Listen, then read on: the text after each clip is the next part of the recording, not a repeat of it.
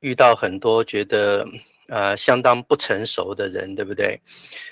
我们都会觉得说，为什么呃，就是你会碰到这样的人啊？但事实上，并不是因为这个我们一定不会碰到这样的人，而是因为我们有这么多的时候，呃，这个许多的人呢，在成长的过程当中呢，并没有很好的呃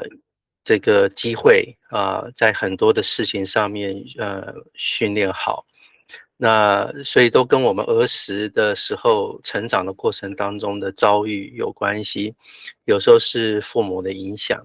有时候是碰到一个师长对我们的影响，或者是同才有些孩子呃小时候被霸凌到长大呢成为他很大的阴影。所以今天的这一讲呢，其实可以帮助我们很好的回顾过去的这4篇，我们过去11场的读书会，我们在今天呢可以开始做一个稍微有一点点的回顾然后有一点点整合因为最后我们就会谈到怎么样是叫做长大成人。有些人我们今天用一个叫做妈宝的这样的名称呢，来说他，这个是一个贬义词，但是实际上我们应该说，在成长上面有一些障碍，并不是他的错所以我们应该面对这样的人呢，作为一个跟随基督的人，我们应该更有耐心更有爱心，更有同理心所以我们今天的这一个部分，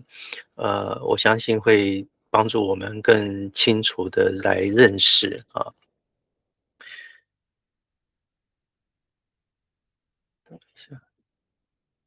好，首先在第5篇的开始呢，作者克劳德呢，他就一开始举了一个叫做莎拉的例子这一位女士叫做莎拉，她在接受辅导的时候，她说，我实际上我没有办法放松不论碰到什么事情，不论是顺利呢还是不顺利，不论是我多成功，或者是我碰到很多的失败，我都觉得，我老是想事情一定会出错，我会有这种担忧，我做的不够所以他会担忧会失败，所以他一直处在一种紧张的状态、警戒的状态，而且他常常需要靠别人来认可他，来这个给他肯定，他才能够觉得安心啊，所以呢，他也会变得是常常会迎合别人的需要，迎合别人的要求，这是因为他想要得到肯定。这样的一种担忧得不到肯定的这种担忧呢，就是这个莎拉的状况。所以他其实想要达到一种大人世界要求的小孩子他还没有长大成人他尝试要达到大人世界，但是他现在还处于小孩，他还没有长大是我们讲的是心灵的长大，他并不是他的身体已经长大了，但是心理上没有长大，因为他没有一种自由，就是做决定的自由。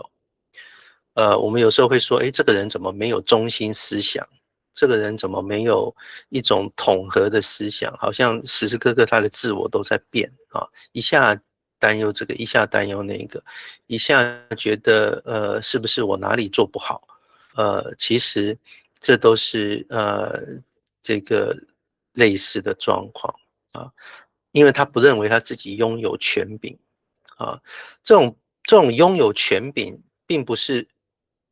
这种认为自己拥有权柄，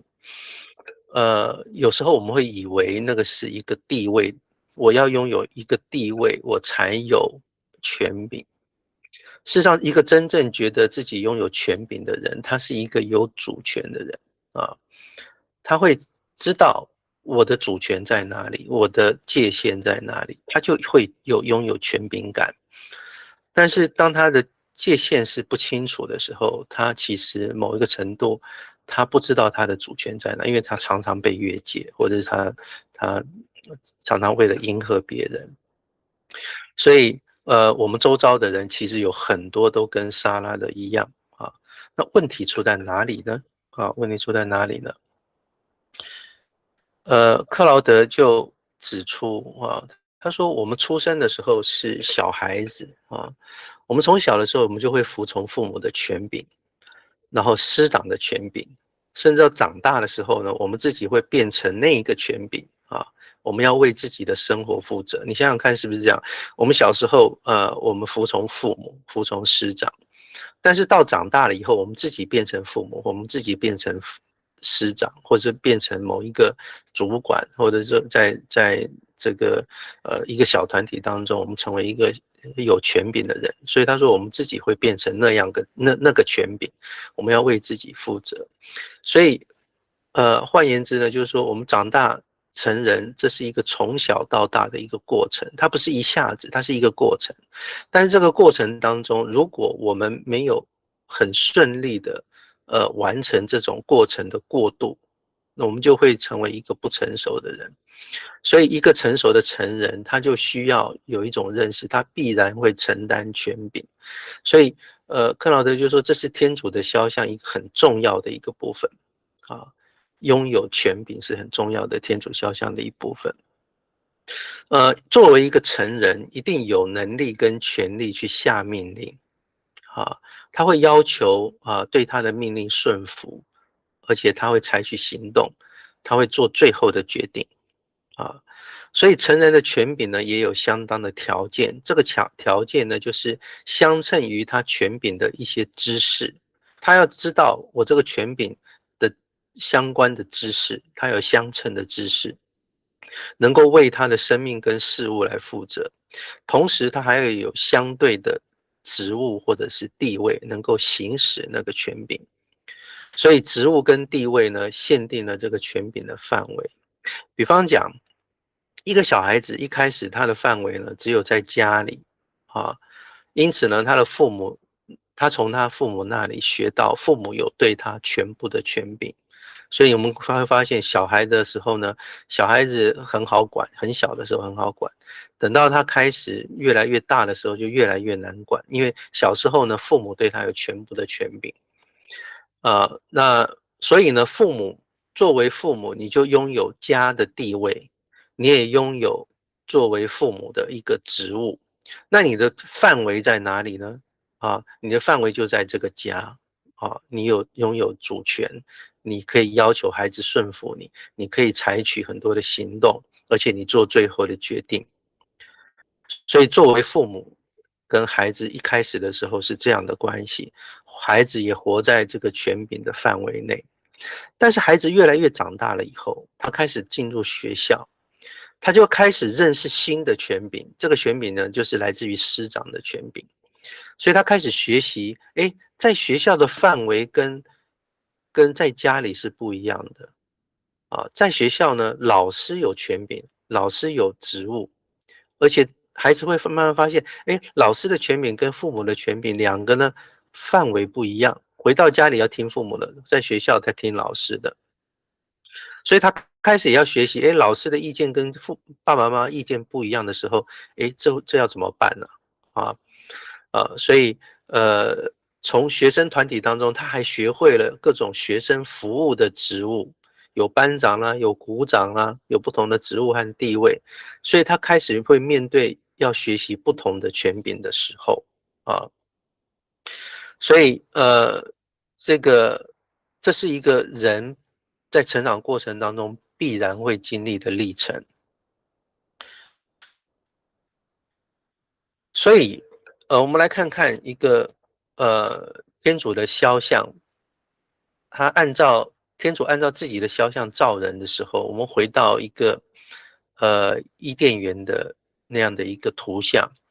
天主把人安置在伊甸园内，那天主就拥有这个整个世界的权柄，因为伊甸园就是这个世界。啊，他拥有整个世界的权柄，但是呢，他也赐给人管理伊甸园各样植物的权柄，动植物的权柄。然后呢，他给人很明确的范围，什么范围呢？就是伊甸园的所有的东西你都可以吃，但是树中央的那棵树的果子你不可以吃。所以天主拥有伊甸园的权柄，而且他给人下命令，给人生命的知识，也给人职务和角色，给人影响力，所以他赐给人权柄。对于一个没有长大成人的人，换句话说，他就会有两种情况，一种呢是他觉得自己比不上别人，另外一种呢，他就是一种防卫性的要压倒其他人。第一种情况呢，就是他会自卑；第二种情况呢，就是他会自傲，对不对？所以自卑跟自傲其实是一体的两面哦，它是一个两种的极端。有时候自卑会显出自傲，因为他要防卫自己啊，他会防卫自己。所以本来伊甸园当中，天主给人下命令，给人知识，给人职务，给人角色，给人影响力，给人权柄。但是如果人在这个过程当中没有成长得很好，他就会形成一种没有长大成人的状况。好，那我们等一下再来看看，为什么会没有长大成人？我们先来看耶稣的例子啊，我们来看耶稣的典范。圣经上说，耶稣在智慧和身量上，并在天主和人前的恩爱上，渐渐的增长啊。所以耶稣和我们一样，他也经历过小孩子成长的过程，而且呢，他也需要在智慧和身量上，也就是在幼儿到成人的一路上。然后圣经很清楚说，面对天主和面对人，在天主的前面和人的前面，他需要在恩爱中学会权柄，也就是一种渐进式的增长。所以耶稣自己长大成人，他就经历过这个过程。克劳德就说，这样的过程呢，是开始于与人相连，有界限，能够分离，能够解决善恶的问题。那我们来看看耶稣的例子。耶稣也和父母和天主相连，他从小就跟父母在一起，他跟父母相连，也跟天主相连，因为那他需要父母为他设立界限。什么界限呢？每年3次，他要到耶路撒冷跟着去过节啊。他是一个犹太人，他有犹太的宗教信仰，所以他需要遵守这个法律的规范，所以他也跟着父母，3次，每年3次到耶路撒冷过节。他也需要向父母学习，他需要受父母的管辖。但是呢，他也能够分离啊。我们看到他12岁的时候，他独自在圣殿当中跟拉比学习和讨论圣经，所以他也需要学会解决善恶的问题。当母亲玛利亚对他说，他12岁的时候独自在圣殿的时候，结果母亲和父亲没有找到他，不知道他到哪里去了。结果回来3天之后回来，在圣殿中找到了他。玛利亚就问他说：“你为什么对我们这样做呢？”他一方面说善的部分，他怎么说呢？你们为什么寻找我？你们不知道我必须在我父亲那里吗？这是善的部分。但是另外一方面呢，他就同他们下去，来到纳匝勒，属他们管辖啊。所以耶稣从青少年的时候，他就逐渐学习做一个成人啊。我们要了解，他也知道，他也在这个时候，他必须受父母的管辖。他并没有因为他展现了天主性，说了那句话，这个让他的父母能够记起从小对天主的承诺啊，他仍然顺服他的父母，跟他们回到纳匝勒，接受他们的管辖。所以我们知道耶稣的青少年他也经过跟我们一样的历程。然后我们也可以看到耶稣在成长，耶稣的成长，他既是在天主前，也是在人前，这一点是很重要的。他并不是只活在天主前，他也活在人前。我们也需要认识并活在天主的面前，这样我们才能够学会在天主前人人都平等。耶稣教导门徒说：至于你们，却不要称作拉比，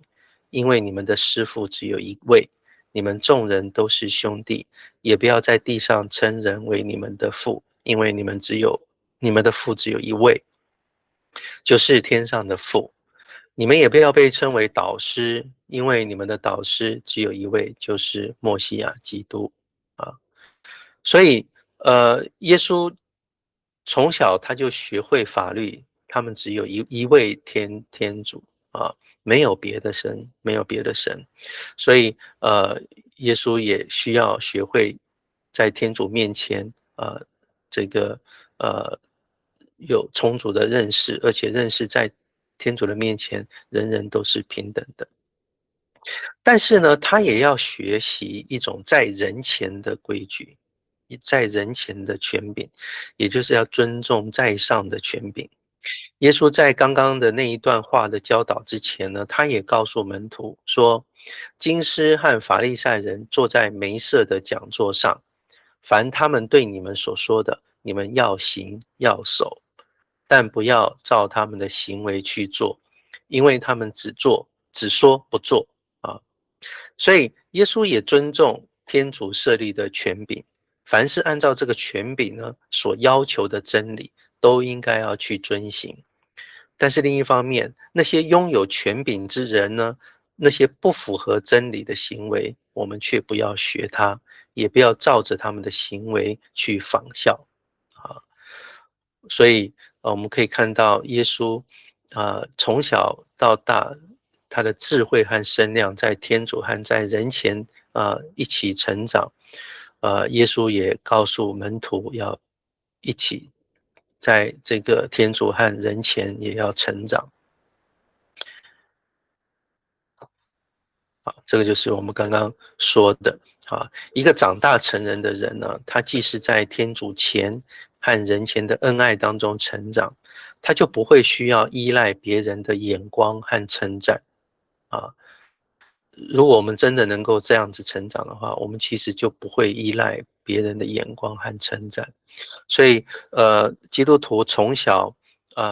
在主日学，在孩童时候，的教育其实是非常，信仰教育是非常的重要。作为父母，如何帮助孩子在天主前和在人前的恩爱中成长那各位要注意，是在恩爱中成长。我们等一下会看到，如果不在恩爱中会怎么样。耶稣也说：几时众人都夸赞你们，你们是有祸的。如果我们太在意别人的评价，都想要别人称赞我们，我们其实就没有自由去遵守真理。为什么？因为当你有时候我们真正要遵守真理的时候，我们会得罪人，我们得不到别人的称赞，我们可能甚至会引人厌恶。如果我们太在意别人的评价，岂不是我们就没有自由去遵守真理了吗？对不对？我们其实就会凡事要取悦人。所以圣保禄也说，不是为取悦人，而是为取悦那考验我们心灵的天主。所以当父母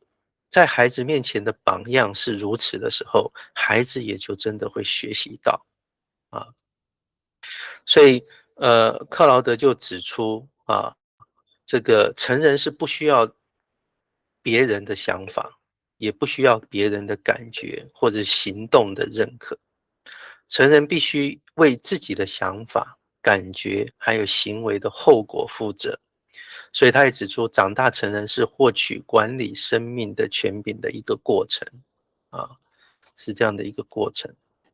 好，那接着下来，我们来看看这个权柄的圣经的一些基础啊。创世纪就告诉我们说，人是按照天主的肖像所造，所以呢，天主就把各种野兽、天空的飞鸟都引到人的面前，看人怎么给它起名字。凡人给生物起的名字，就成了那生物的名字啊。所以前面我们也谈到，他把人安置在伊甸园，给人权柄、责任还有本分范围。不幸的是，我们的原主亚当跟厄娃，他并没有尊重这个权柄，他否认了神的权柄，所以呢，导致我们现在都有原罪，我们担当了原主亚当、厄娃他们的恶果。当亚当、厄娃堕落了以后，我们失去了原始的正义，所以我们开始没有对生命的真正的自由啊，我们会死，我们会成为罪的奴仆。所以圣保禄在罗马书里面说啊，他自己感慨说：“我这个人啊，真是不幸啊！谁能够救我脱离这个该死的肉身呢？”感谢天主，借着我们的主耶稣基督啊，所以他说，耶稣基督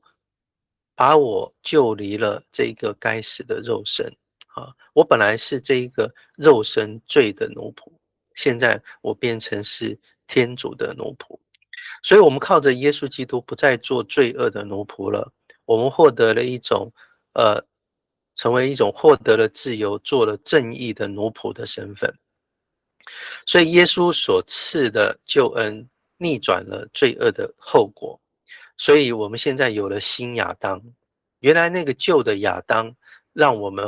变成在罪恶的权下，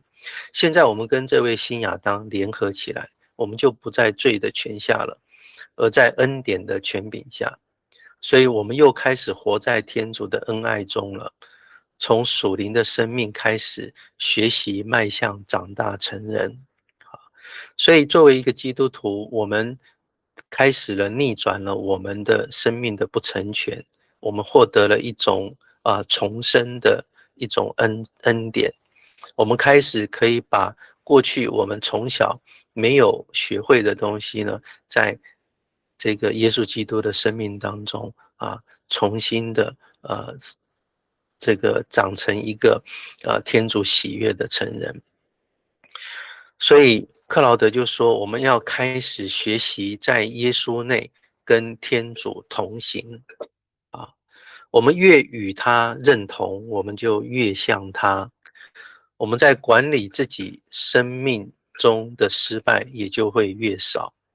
我们在耶稣基督内就恢复了所具有的天主的肖像，我们就恢复了权柄，有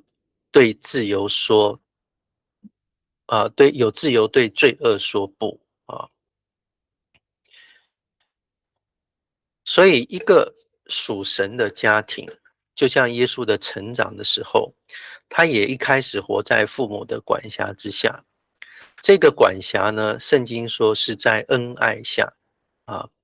所以克劳德就说呢，父母在小孩子之上有权柄，要教导孩子有关天主的事和当行的路。所以我们现在有一些基督的家长说，哎呀，我尊重孩子以后的选择了，所以我现在不强迫他到教会去，以后他自己去选择他的信仰。其实这是一个错误的观念我们错失了天主一开始让我们在伊甸园学习的机会，使得我们孩子失去了这个机会。这实际上是我们没有办法未来跟天父交代的事情。所以作为一个基督徒父母，那个不是真正的尊重，那个实际上是这个没有好好的给孩子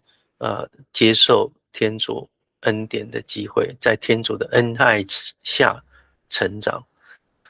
你只给他在人的恩爱下成长的机会，却没有给他在天主的恩爱下成长的机会。这是导致他未来在碰到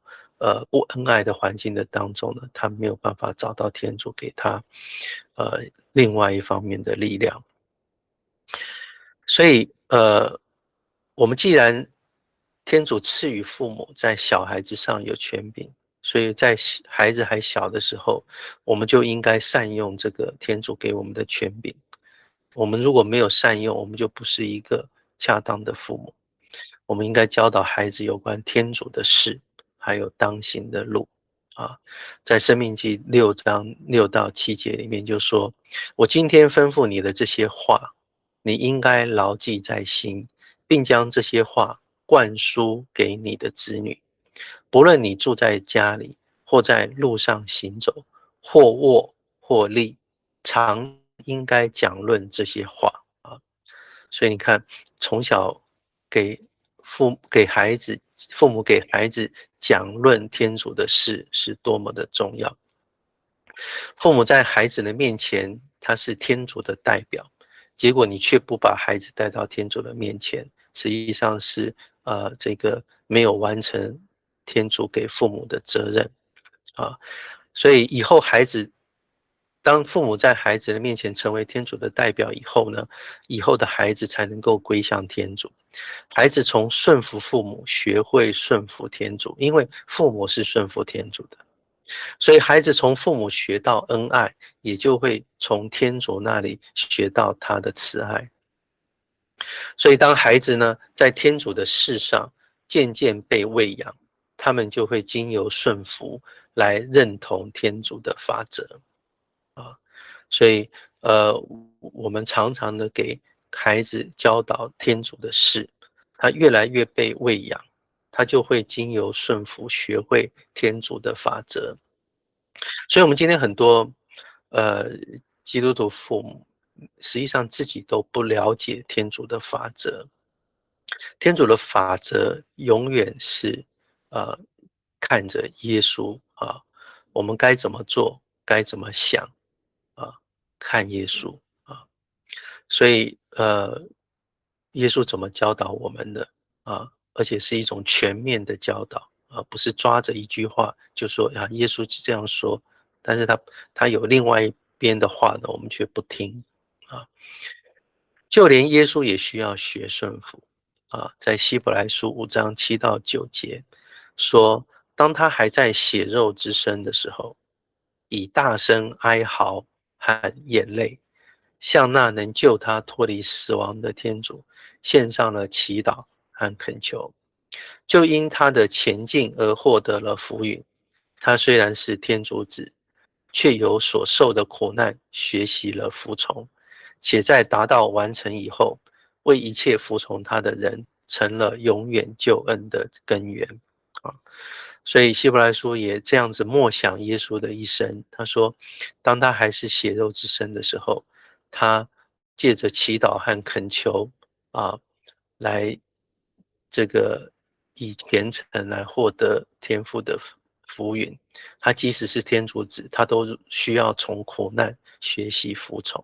啊，直到完成以后，才达到了永远的救恩的根源。所以这里显示给我们一种救恩的顺序，救恩当中顺服的次序。他先服从了天主父，然后一切服从他的人也从他获得了救恩啊。换句话说，父母如果像耶稣一样服从天主，子女也会从父母的身上学会顺服天父，并获得救恩啊。所以我们要从耶稣学榜样，他顺服了天主父，使得我们一切跟随他的人也就会顺服天主父，获得救恩啊。当父母服从天主父，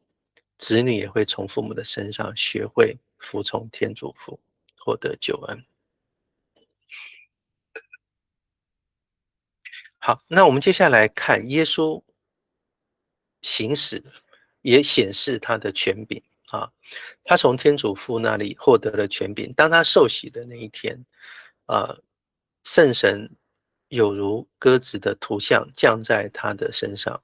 然后天开了，有声音对他说：“你是我的爱子，我喜悦你。”所以圣神的德能呢，就开始在他的身上彰显出来，引他到旷野接受试探，引他到各个乡镇、村庄去传扬福音。天主的国临近了，你们悔改吧。圣神的德能呢，赐给他，使他能够医治病人，能够驱除魔鬼，使他能够有能力讲解天主的道理。所以一切都从他受洗的那一刻天主圣山共同的合作彰显出来。我们每一个基督徒不也是在受洗之后，我们领受了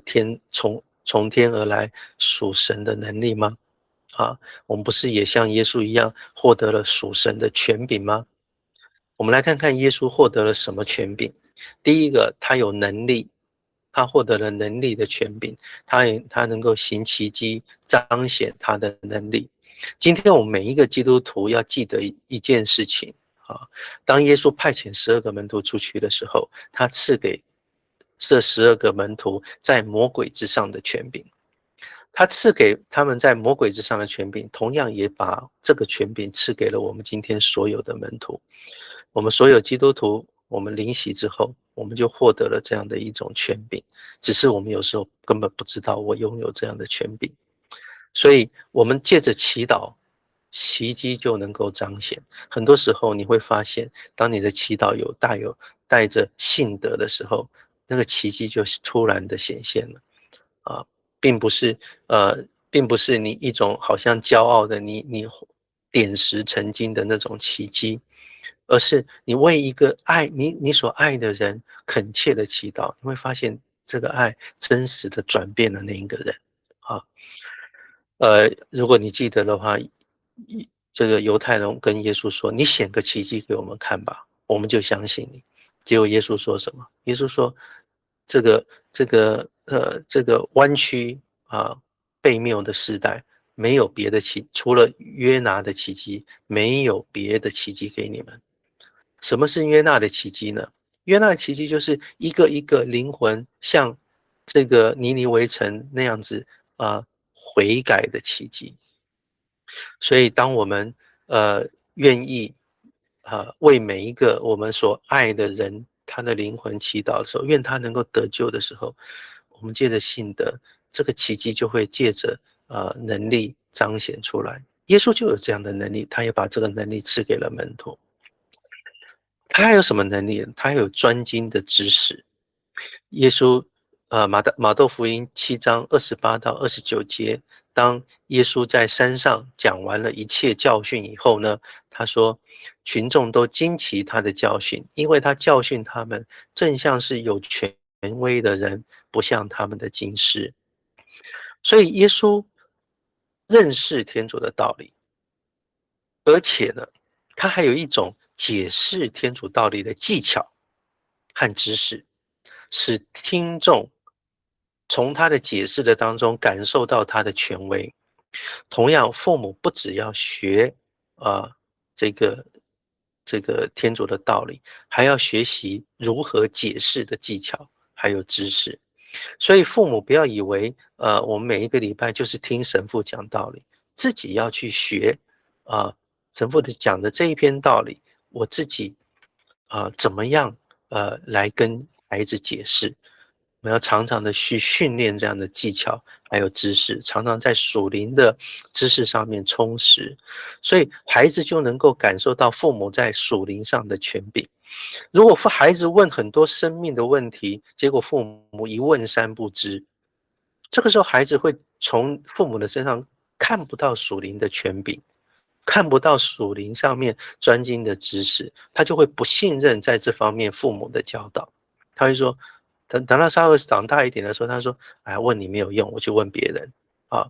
所以我们就会发现，为什么很多父母的话孩子不听呢？因为他从你身上看不到一种属灵上的权柄。第三个，耶稣彰显了他的职分。耶稣从父那里得了权柄他自己说，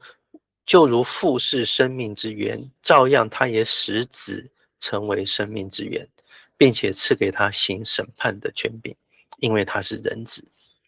各位不要以为只有耶稣基督是人子，他才得到这种权柄，审判的权柄。各位要了解，他早就把这个权柄交给了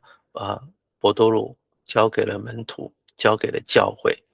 我们就是教会的一份子，我们就是教会。所以我们每一个基督徒其实都获得了这样的一个职分，能够把生命的道理讲给别人听所以甚至我们有审判的权柄。这个什么叫审判的权柄？就是当我们把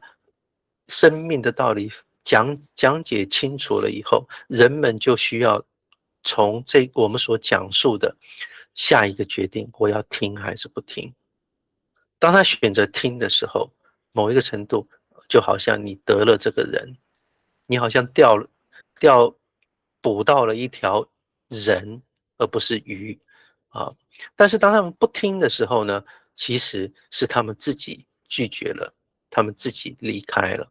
他们自己审判自己，这是耶稣自己也说过的话。所以我们了解，我们自己每一个基督徒也同样从耶稣获得了同样的职分。我们来看，耶稣还获得了另外一种权柄，是影响力的权柄。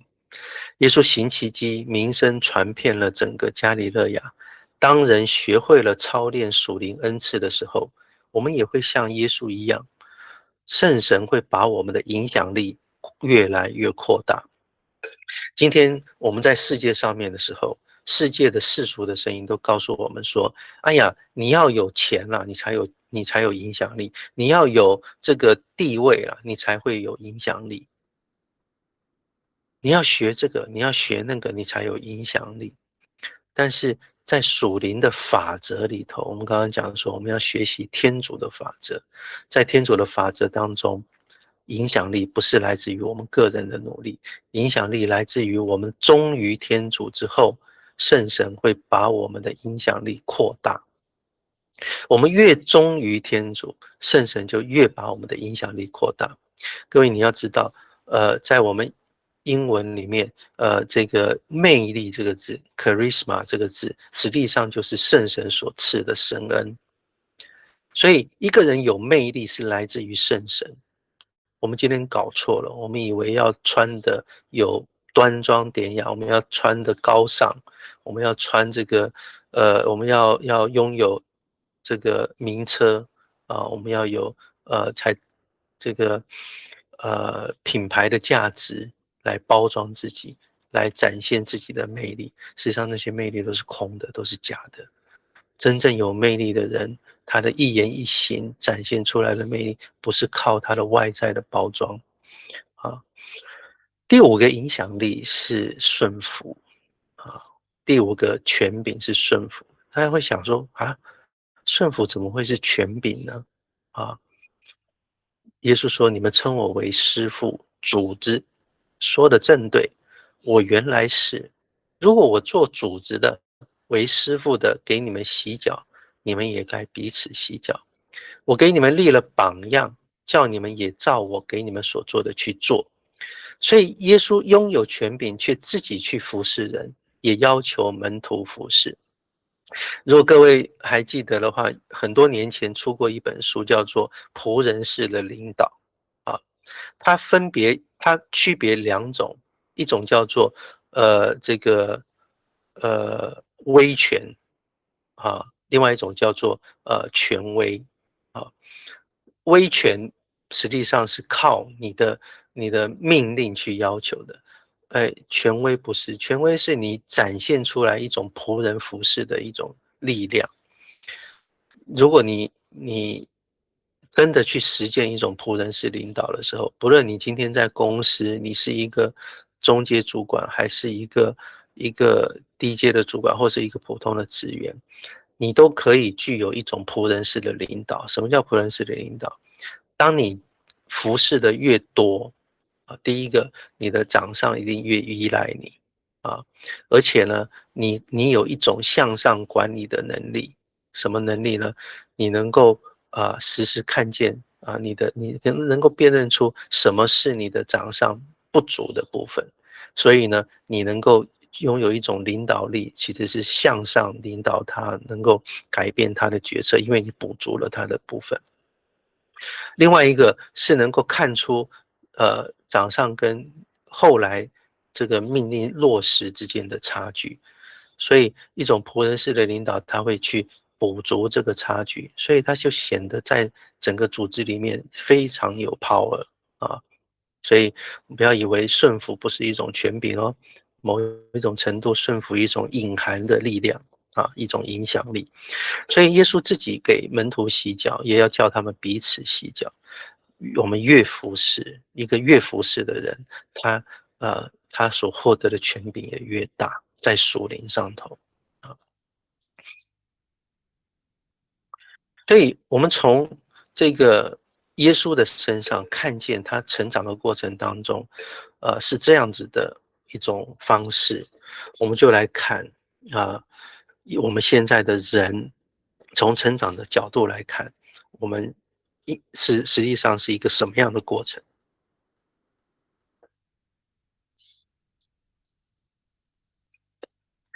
我们从幼年的开始，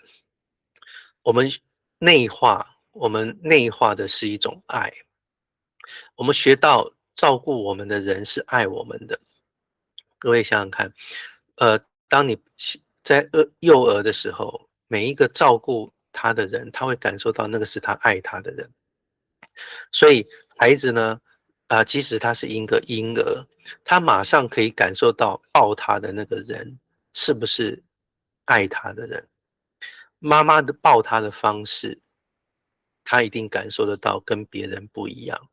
所以一个陌生人接过孩子，他也感觉到，哎，抱他的人有变化的时候呢，他可能嚎啕大哭。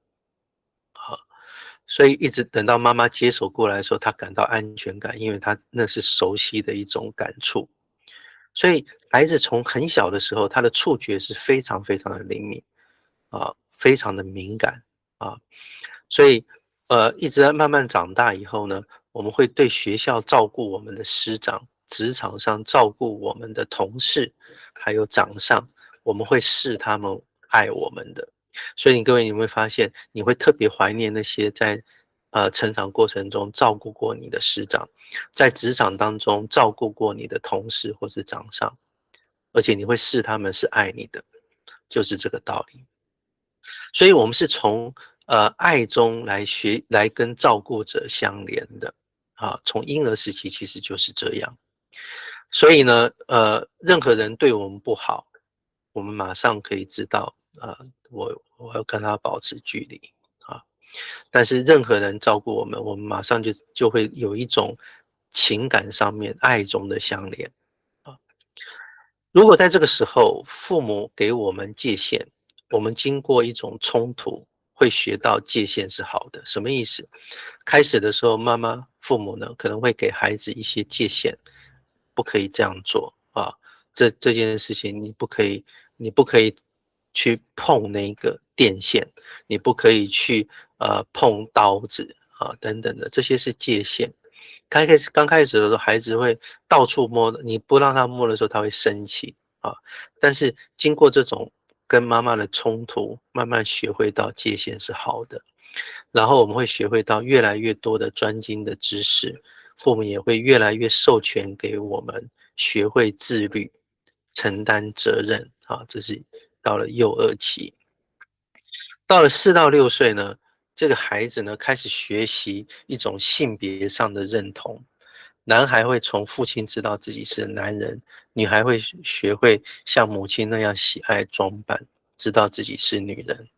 所以孩子也会从父母的关系里面学会异性的认同所以孩子这一段时间，如果父母常常吵架，他就会受到很大很大的一种不安全感，而且会对这个异性产生一种偏差的看法。所以4到6岁也是一个非常重要的阶段。7到12岁呢，孩子开始会学会一些生活的技能，比方讲会开始学做家事啦，学做一些工作啦，有一些角色上面的变化啦，特别到了学校有一些角色上面的变化，有一些工作上面的支配，所以他开始学习同伴还有学校师长的权柄那父母的角色在这个过程当中，可能是一种双面刃，它可以是帮助，也可能是伤害，端看父母怎么做啊。所以这个克劳德分几个层面来说第一个是在能力上面，克劳德指出，一个孩子在成人的时候所需要的能力，往往是来自于他小时候对权柄的认同。如果父母的能力是温和的、慈爱的，同时又是坚定的你为孩子立界限，可以是温和的、慈爱的，但是却不容许界限的改变，它是坚定的。孩子会感觉到能力是好的。如果父母的能力是以一种被动或严厉的方式表现，孩子就会对能力的概念就会混淆。什么叫做被动？就是如果孩子的榜样是被动的，他就不会学会主动解决问题的能力。所以很多孩子呢，他会非常的被动，就是原因是父母给他的给他的一种榜样就是被动的，他不会都等别人来帮他解决问题。啊，那这时候孩子也是就学到这个啊。如果父母是一种严厉残酷的方式展现能力，孩子就会对权柄产生一种恨意，他就不能把权柄内化，然后跟权柄开始产生冲撞啊。克劳德举圣经的教导说，做子女的应该事事听从父母，因为这是主所喜悦的。做父母的也不要激怒你们的子女，免得他们灰心丧志。啊，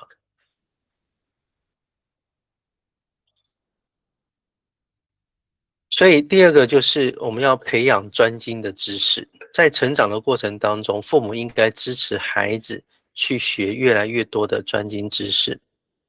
父母也应该在学习上给孩子做榜样，给孩子对工作啦、勤勉啦有正确的价值观。啊，父母首先要对工作有热忱，要勤勉，这样子孩子也会学到啊。所以孩子需要看父母来学习如何竭力追求完全啊，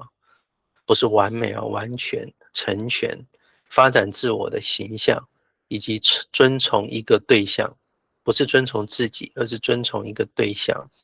可能父母一开始就是他的对象，后来师长可能是他的一个遵从的对象。父母的建立、奖励、欣赏，可以给孩子主动发现自己的天赋，然后继续的精进。所以孩子在探索各种可能性的过程，如果父母总是给孩子机会，让他去试一试那个感觉，给他们学习的一种动力。但是如果父母呢，这个一味的去阻挡孩子去尝试各种不同的事物，会觉得说，哎，你这个都还没有做好，你干嘛要去学另外一个？啊，事实上，孩子可能在这个时候他就不知道他自己喜欢什么，所以碰了以后发现不是他的喜欢的，他就会去对另外一个喜欢的去尝试。所以，当你不给孩子尝试的机会的时候呢，他可能就以为，呃，这个被强迫在某一个领域上面，但实际上他可能有其他方面的天赋，他却没有机会发挥。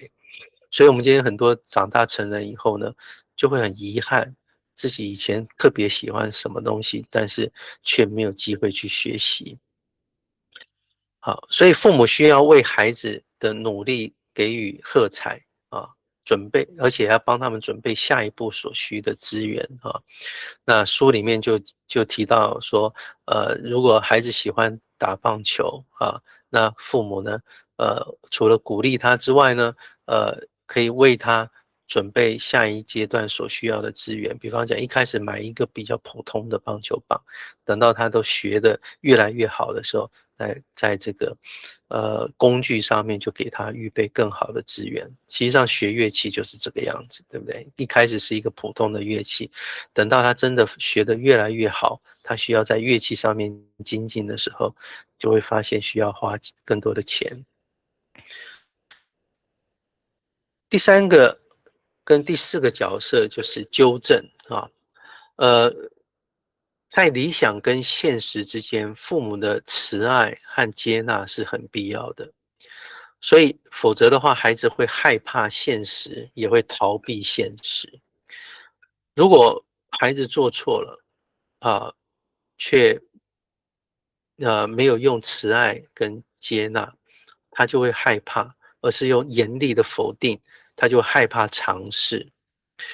耶稣这位大司机体恤我们的软弱，所以我们也应该向他学习，体恤孩子的软弱。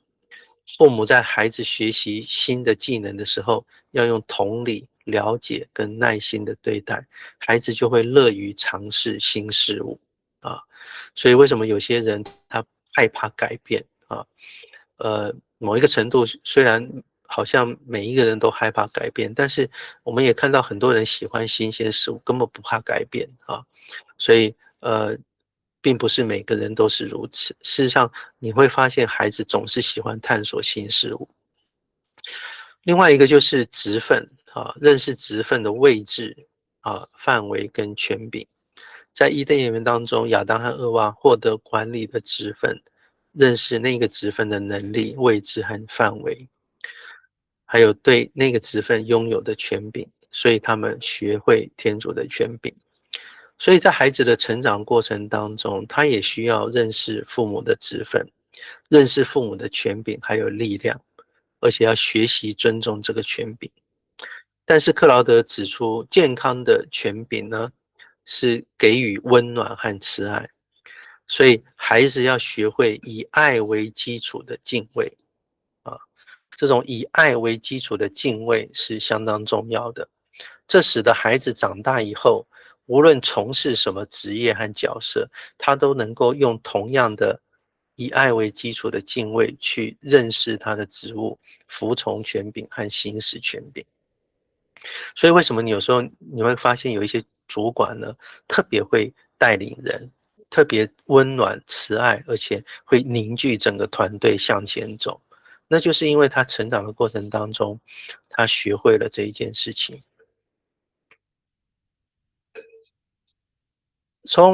到了12岁以后，孩子就进入到一种青少年期啊，像耶稣也有这个时期，12岁以后，这个青少年期会面临叛逆期。克劳德指出，经由奴仆般的管辖，孩子会叛逆，直到他拥有成人的自由，并认同他的角色。那这个过程呢，就像暴风雨一样，好像非常的恐怖啊！这个带过孩子成长都会了解，青少年其实是非常困难的时期，对父母也是非常困难。在青少年时期呢，小孩子变成大人，因为他觉得我够大了，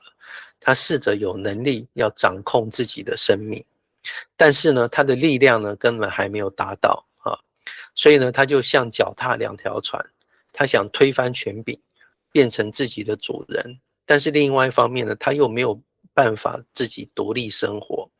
这就是他就陷入一种矛盾。所以呢，青少年会，他的最清楚的标志就是挑战权柄。实际上他是在为自己选择啊，他在这一个时期，他就在学习为自己选择。呃，事实上也是孩子学会分离与相连、相整合的时期。如果父母是用压抑的，那这个孩子呢，他就没有办法，他就一直在挑战权柄的当中，使得他没有办法学习相连跟分离的整合，他就一味的反抗，不再跟父母相连。但是如果这个时候，呃，这个他反而在父母的压抑下面服从了，啊，他变成一切都是父母决定的，那他就没有分离的机会了啊，所以就是我们今天所说的妈宝啊，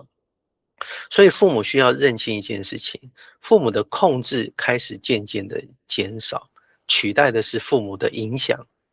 运用影响而不是用控制的，这是很重要的技巧。父母要记得，我们只能够控制自己，决定如何反应。我们会发现，怎么青少年一天到晚到处出包啊，好像我们只能被迫接受他的各种不同的状况来反应，考验我们的反应。的确如此，所以我们必须开始学习控制自己，控制自己的情绪啊，缓缓的。发怒永远是缓缓的，总是去理解孩子他真正背后想要的是什么啊，然后决定如何反应，如何产生影响力，而不是产生控制，借由限制跟执行后果来达到影响力。我今天才分享这个，我的其中一个女儿呢，她这个大学呢，她从小就是一种反抗权柄哈，从主日学的老师就就说他非常的难带啊，因为他他到了念大学的时候，到了大二，他就是没有念完，没有念完的时候，突然有一天他就说他要跑去南部啊，非常远的地方。他说他要跟一个同学创业，我说创业，那我们怎么样沟通呢？都没有办法，他都没有办法改变他的决定啊，他就是坚持，他就决定了啊，所以呃，那个时候我最后就跟他说，呃，这个呃，就是只要他记住一件事情，就是无论他发生什么事情，无论他发生什么样的状况，总是记得啊，家是欢迎他的啊，所以我们也我们没有办法控制他，但是给他最后的这一个影响力，所以这个半年后，果然他碰到了很多很多的困难，所以他告诉了我们，我们又把他带回来。当然不止这个事件，还有后续还有非常多的事件。我要说的是说，如果我们能够陪伴这些在冲突辨认自己的身份还有权柄的青少年的过程当中呢，能够学习这件事情，我们会以后我们会发现，孩子就在他自己认识他的天主之后呢，他会有很大不一样的转变。呃，父母最常听到的是什么？孩子开始跟他说：“你总是把我当小孩啊！”所以青少年在探索自己的力量，在过自己的生活，他们开始从同侪、从老师、从偶像来学会标准，听别人的使青少年觉得自己是独立的啊。所以父母需要认识他们的朋友，给予建议和鼓励，认识他的时间到底花在哪里啊。所以父母要用各种不同的方法，旁敲侧击的去认识他的朋友，欢迎他的朋友来家里然后不要批评他的朋友能够给予他建议鼓励啊。那有时候我们会觉得，哎呀，可是他就是不听我的建议那可能我们就要检讨为什么他不听，可能是他听出来我们不是要建议他，我们是要教导他啊。所以我们的说话的方式就变得要非常有技巧，特别是如果以权柄要求，就会往往带来反效果，甚至呢，孩子会刻意选择他们认为父母不喜欢的方向，他会故意跟你唱反调。所以呢，有时候呢，父母需要学习克制自己的喜好。还有一种情形是，孩子会试探性的告诉你说：“哎，我同学给我一个建议，说叫我这样做，你们觉得怎么样？”可能父母就觉得很好你就你同学建议的没错你就去做这个，结果最后你会发现孩子选的是相反的方向，为什么？因为他要试探你，他试探你，你到底喜欢什么，他就要往另外一方面走，因为他不要跟你一样啊。所以孩子想要彰显自己是独立的，不要你给他标准啊。所以克劳德就指出，他们在兴趣方面会跟父母起冲突，父母就必须在这场战争中放手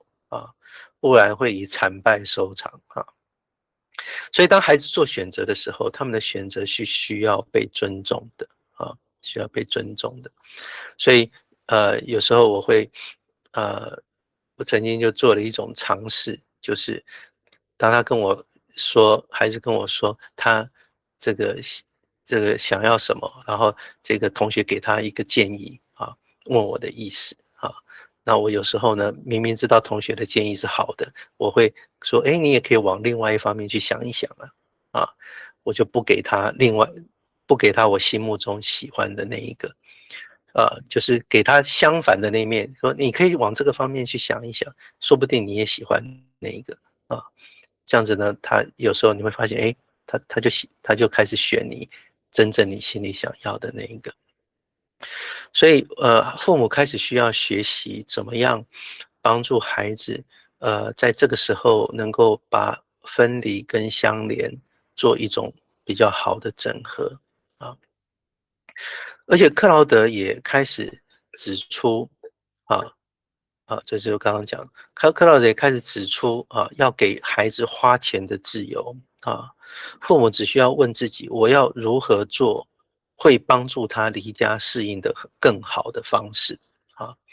所以当孩子需要有花钱的自由，你需要给他一种金钱上面学习金钱支配的自由的时候，父母需要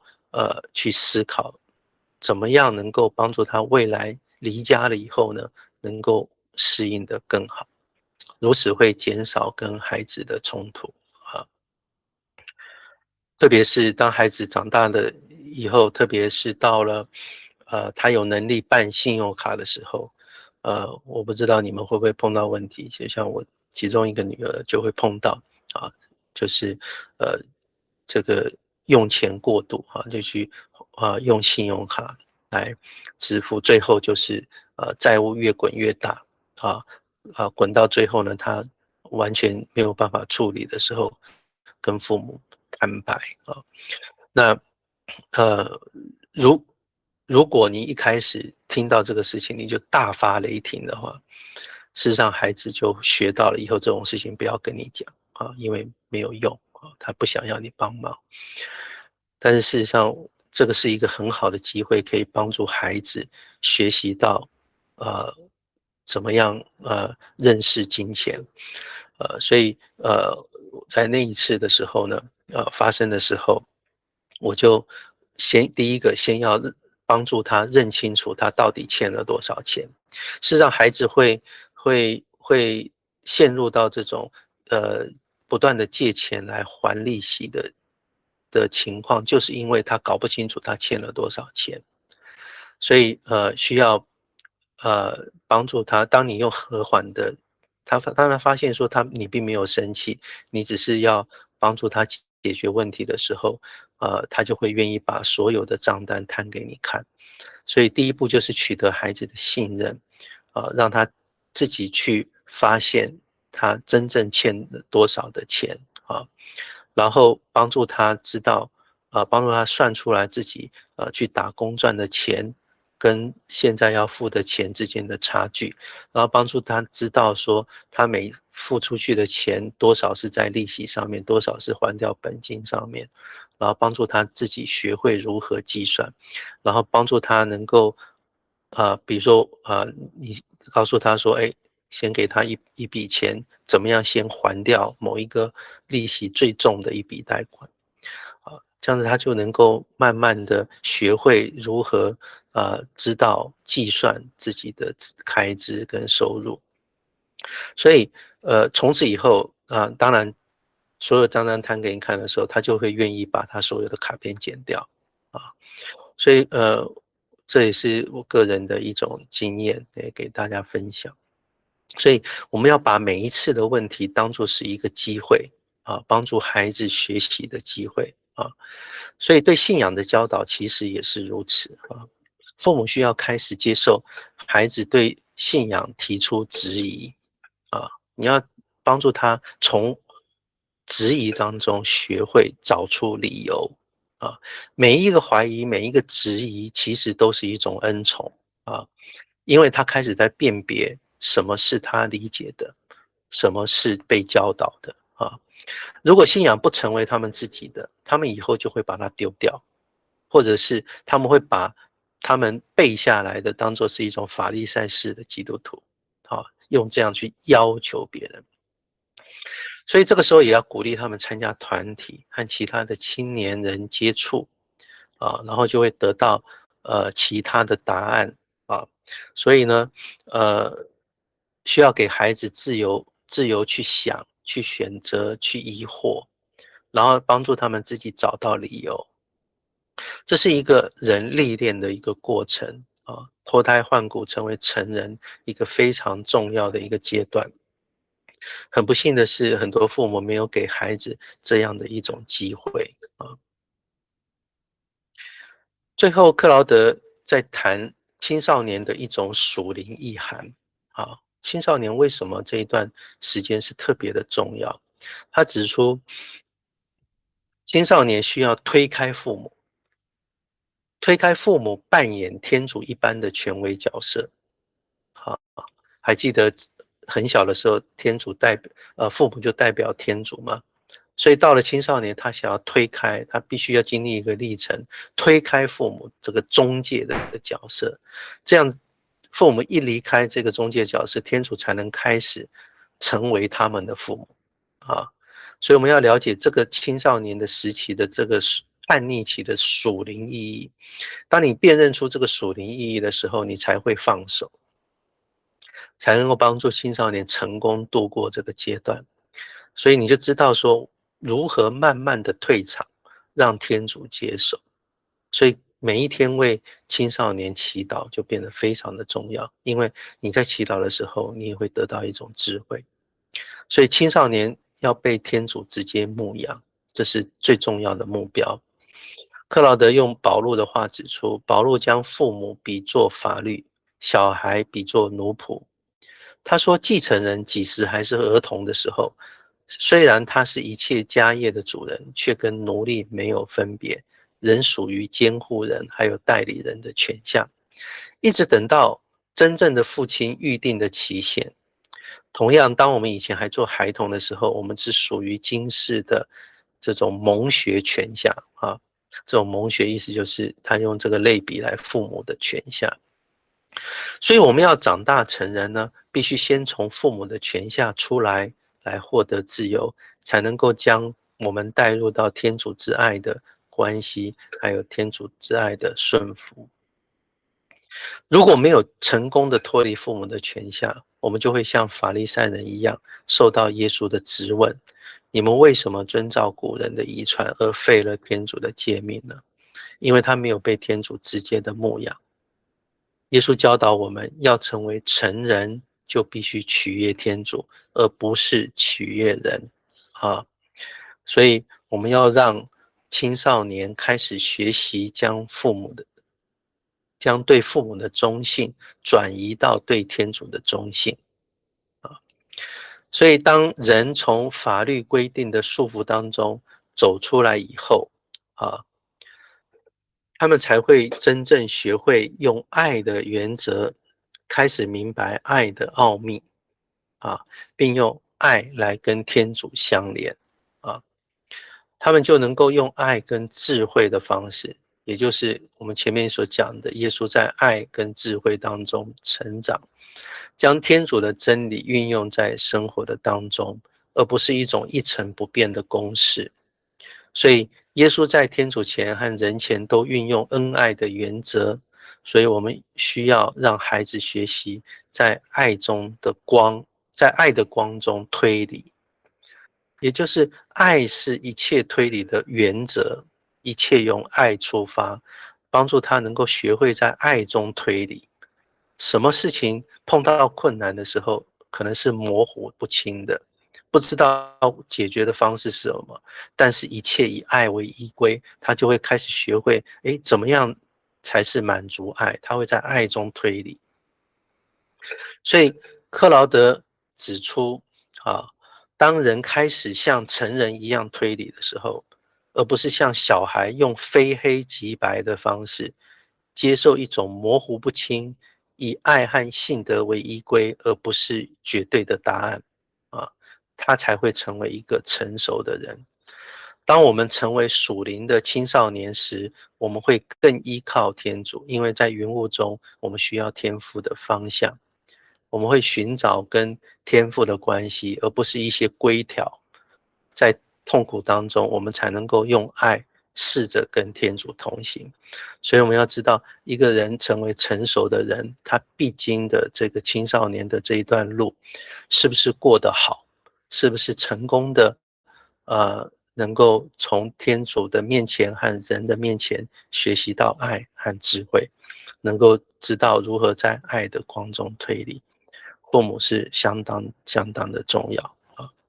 好，那我今天的这个主要的分享呢，就到这里啊。那我现在把时间呢交给这个大家，我们可以有一些分享啊。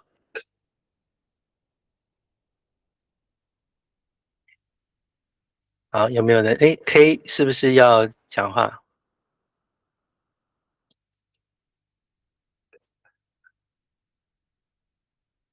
要分享吗？有一位 K 按举手，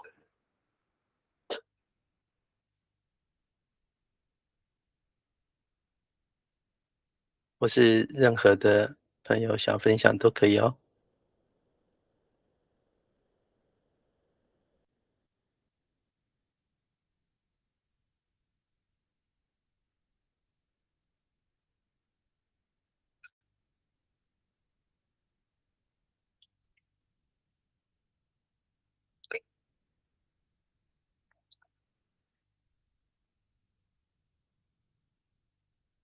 有没有分享？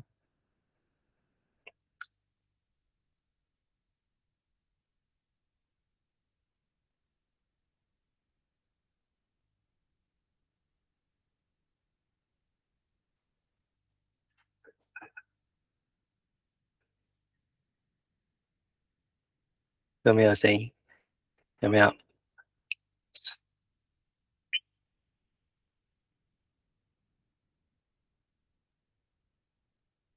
我们下一个礼拜是最后一次哦，这本书啊，所以欢迎大家在最后一次能够上来。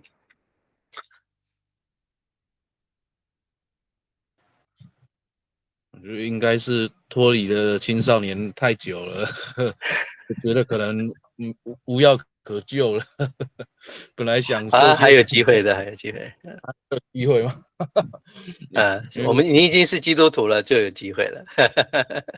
那个如果以前父母也这么跟我讲理就好了。那个我都没有机会可以叛逆，或者是去闯荡一下这样子，压抑了将近40年。对。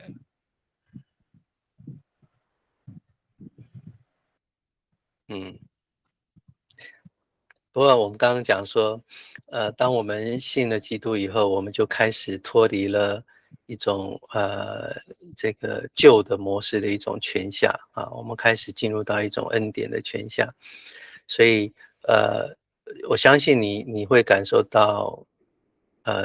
进入教会成为基督徒以后，那种全新的自由啊。是你从来没有享受过的，啊，所以这也就是有时候就会给我们一种知道说啊，虽然过去是经历到这样的一种创伤啊，或者是没有办法，好像我们在书中读到的这么圆满啊，但是天主却给我们这样大的恩典，使得我们开始有一种全新的认识，然后能够修复自己，能够从他那里汲取源源不绝的爱，然后用爱来开始活在爱跟智慧之下啊，所以我们其实呃属灵的生命远比我们儿时的那一段时间的生命更加的重要啊，所以不论我们年纪多少啊，我们呃信主的那一刻就是全新的开始啊，所以而且属灵的成长完全不是按照年岁来计算的，有些人属灵的生命很短，但是他成长的非常快速，甚至超越了那一个本来应该要有的时间啊，那完全是天主的恩典，所以完全取决于我们对天主的信德有多大。所以，当你对天主的信德越大，你成熟的属灵生命的成熟也就越快，越茁壮啊。所以我想跟老师不刚刚要气馁，有提到一点是关于那嗯个，就是服侍主的越多的话，那个呃所谓的权柄会获得权柄会更多。我其实从临洗之后就自己就在想啊，因为或许我不习惯或不擅长这件事情呢、所以我几乎没有在做服饰这一块。我想会不会是因为这个的关系，所以我开始觉得说，遇到这么多事情，那即使受到教会各种的帮助之后，但我总觉得，一旦那个负面思想或者是挫折一来之后，我跟教会也渐行渐远。那就是因为我没有习惯去做这些服饰的关系，然后大家也觉得说，你这个都不做事啊，然后也不跟大家互动，那是不是理所当然的，就像社会上一样，就也逐渐的就边缘化了这样子？可以不要这样子想啊，应该可以换一个角度去想，就是说，呃，这是服饰哈，服饰其实你会发现它都是一个团体的服饰啊，从来不是一种个人就独自去服侍啊，特别是你现在所在的堂区是这么大，它一定是一个团体的服侍，所以能够参与团体的服侍，它其实我们可以把它视为一项天主给我们的恩宠的管道。所以，呃，当我还没有整合好，我还没有对这我还是非常幼小的时候，还在困在我自己的呃成长当中的伤害的时候，当然，这个我们没有能力服侍，而且你会发现，团体的当中，团体呢也给你很多的支持，并没有要求你。所以取决于自己啊，你感受到的爱越来越多啊，然后你感受到从你内里产生一种向外的力量，想要参与的力量的时候，可能天主给你的一种激励、启发的时刻也就到了。所以那个时候其实是给我们一种机会，走出自己，走出那个呃伤害的窠臼。我们开始要破茧而出，那个才会带来真实的医治啊，因为我们开始破茧而出，参与到服饰的当中，你就开始拥抱真实的一种爱的互动啊。过去是接受啊，不断的从团体接受，天主借着团体给我很多的支持。那现在当我破茧而出，我得到一种力量的时候，破茧而出去参与团体了以后，我开始有一种爱的交流，而不是单方的接受啊。所以真实的医治一定是双向的啊，所以把它当作是一种机会。但是当自己还非常软弱的时候，不用勉强自己啊，所以也不会有人去。我不能说不会有那么，也有可能有不成熟的人，但是绝大多数一个成熟的教会，他不会用这样子来评断你啊，所以这个是我想，如果是一个不成熟的教会，大概你现在也不在了啊，待不下去了啊，所以我想，把它当做是一个恩宠的机会，然后去体察你内在里面的力量。当你感受到一种力量，一开始觉得你可以催促着你向外，想要去破茧而出的时候，那你抓住那一个记忆力。然后去走出去啊，试着走出去，然后你试一次尝试了之后，你会有一种美好的感受，因为当你爱是有交流的时候，你一定是越来越丰盛，越来越感受到服侍的甜蜜，你就会去继续的参与啊，所以不用先去为自己设限这样子。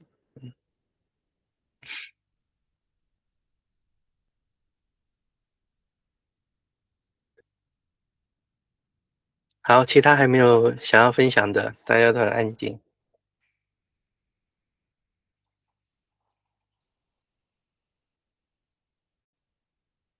来，丽玲请说。我很赞成刚刚谭老师给宜昌的那个回应，就说你常常在教会里面多参加一些成长团体啊、读书会啊，透过彼此的分享，我们也可以互相的交流，在这样的一个安全的团体当中，我想我们学习成人的那个路程会比较顺畅一点。就我个人的经验来讲，我以前碰到一个老板，他他是一个非常稳重的老板，每次我碰到他的时候，我都会很焦虑，不知道要怎么样跟他报告事情。可是他每次看到我的时候，他就用个动作告诉我说，叫我慢一点。然后他这个动作让我感觉到有一种安全感。当我心情静下来的时候，我就比较容易脑子里面的一些问题可以做有条有理的跟他报告，然后怎么去处理，或者是听他的建议。我在跟这个老板的合作当中，我感受到很多的被信任、被爱，我觉得我是蛮安全的。但是这样的过程，这个种子好像不太容易在我的心里面着床。后来换了另外一个老板了以后，我就感到非常的焦虑跟不安。所以我在想，这个成长的过程是不是也要靠祈祷来帮助我们比较容易跟主连接？不晓得是不是这样？当然祈祷一定会帮助我们。好，那每一个不同的长上，他给我们的一种不见得每一个长上都是成熟的啊，所以我们还是从这里的书的当中，我们要了解，碰到一个好的长上，我们就可以抓住机会，然后去让自己走出去。但是碰到一个不好的长上呢，也要学会保护自己。所以这本书的当中，给我们很多这个分离、相连、设立界限的一些方法，然后要接受善恶同时存在的一种状况。所以当碰到一个不是那么成熟的老板的时候，就要开始学习立界限，保护他，也保护自己，也同时也要学会，也学习，也给我们学习的机会，能够接受他有好的一方面，也有不好的一方面啊。所以他的不好一方面展现出来的时候，要知道他该为自己负责什么，我自己应该负责什么，这样子的话就可以避免自己受伤害，这样子。所以不是代表所有的人我们都要全盘的接受啊，这个圣经也不是这样告诉我们的。所以我刚刚用了一个例子，就是耶稣告诉他们说，告诉门徒说，法利赛人喜欢坐在美色的讲座上但是他们所讲的你们要听，但是他们所做的你们不要学所以同样的，我想也应用在这方面，这样子。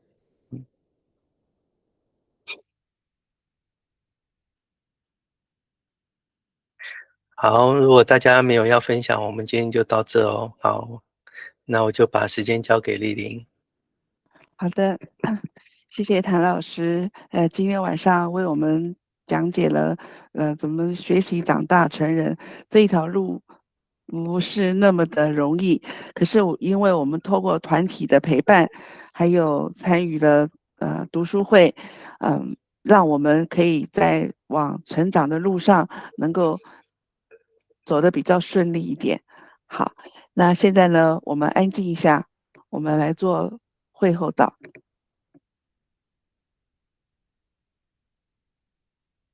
闽东话圣号，因父及子及圣神之名，阿门。